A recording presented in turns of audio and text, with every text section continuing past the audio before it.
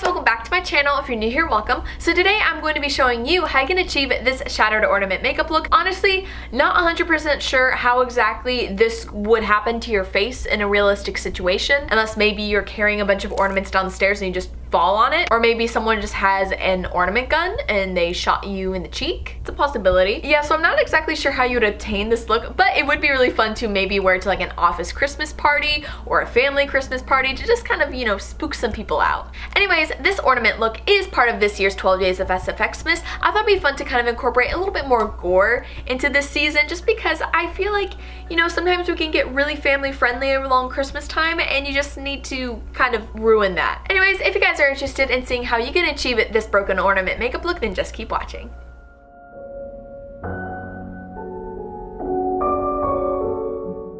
Hey guys, so to start off, I'm going to be taking my Buckle Bunny Beauty Fringe Benefit Primer and applying that all over my face before moving on and taking my Tarte Rainforest of the Sea foundation in light neutral and applying that over my face with my IT Cosmetics Blurring Foundation Airbrush brush. I'm then going to be taking my Buckle Bunny Beauty Creamed Powder Foundation in Mocha and applying this to the areas that we want to contour, and then I'm going to be blending it out using my Morphe R13 brush. Next, I'm going to be moving on to highlighter, and I'm going to be taking my ColourPop No Filter Concealer in number 14 and applying that to the areas that I want to lighten to take away from both the foundation and the cream contour, making my face a little bit too dark. So this is going to go under my eyes, under my cheekbones, my cupid's bow, my chin, and my forehead. I'm then going to quickly take my Smashbox 24-Hour Photo Finish Primer and prime my lids before going back to my foundation brush and blending out the concealer from earlier. Next, we're going to be baking the concealer with our Airspun Translucent Powder and just applying that over the concealer while we move on to the eyeshadow. I'm going to be starting off by taking this Champagne Highlight color and just applying that right onto my brow bone. I'm then going to be taking this light peach color and just applying that into the crease to serve as the transition shade before we go into this darker nude and apply that right over top, starting at the outer corner of the eyelid, creating a light V and just bringing that into the crease. You want to make sure to blend this out as you go so that you don't have any harsh lines.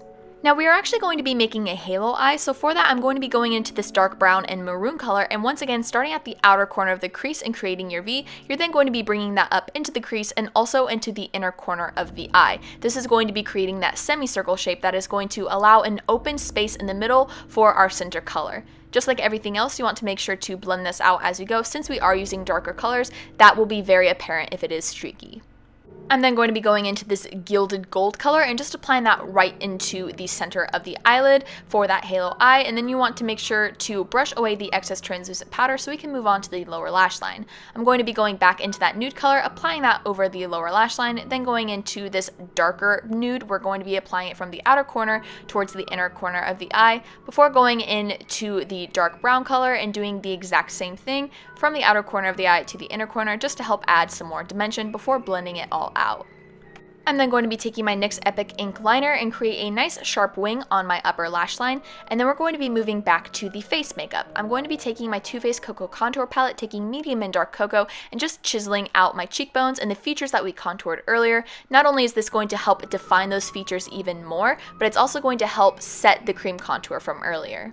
I'm then going to be taking my Physicians Formula Butter Bronzer and applying that around the perimeter of my face just to help add a little bit more of a sun-kissed glow before moving on to my Physicians Formula Butter Blush in Plum Rose, and we're just going to be applying this in the same areas that we contoured to help add a little bit more color before we move on to blush.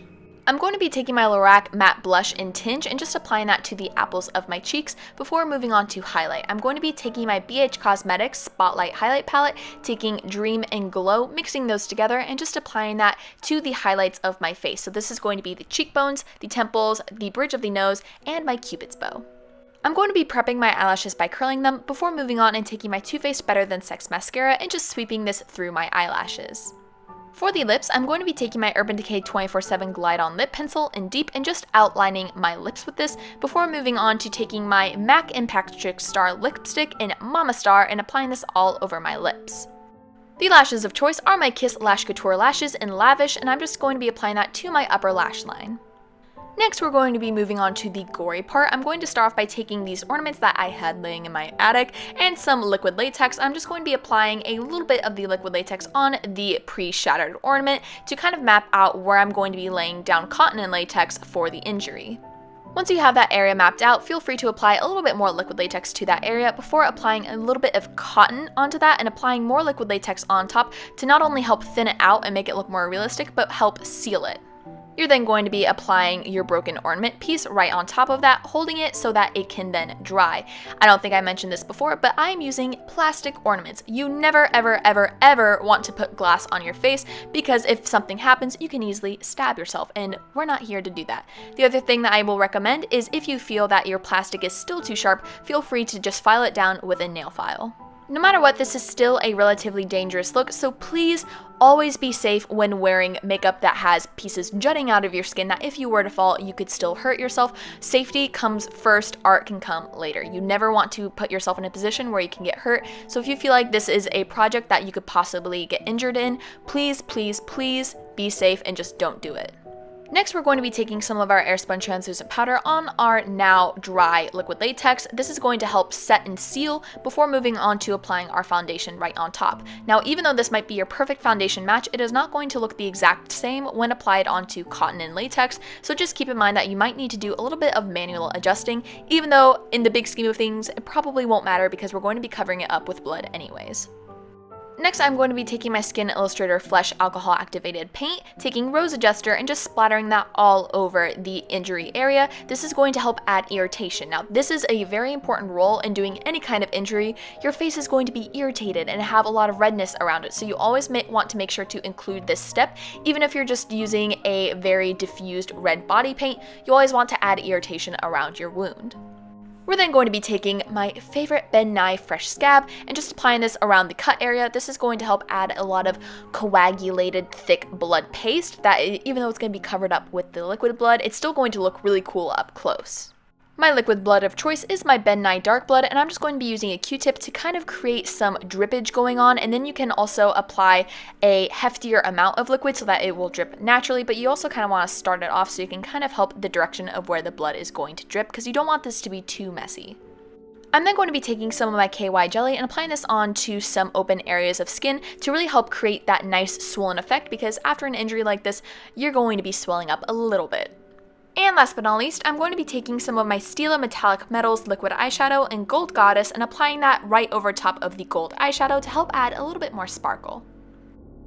And that is the completed look. Thank you guys so much for watching. I hope you enjoyed. Leave a comment down below if you'd like to see next. Don't forget to give this video a big thumbs up if you enjoyed it and check out my other 12 Days of SFX-mas playlist, linked down below so you guys can see all of the other looks that I've created for this series. Anyways, with all of that being said, thank you guys so much for watching and I'll see you guys in the next one. Bye!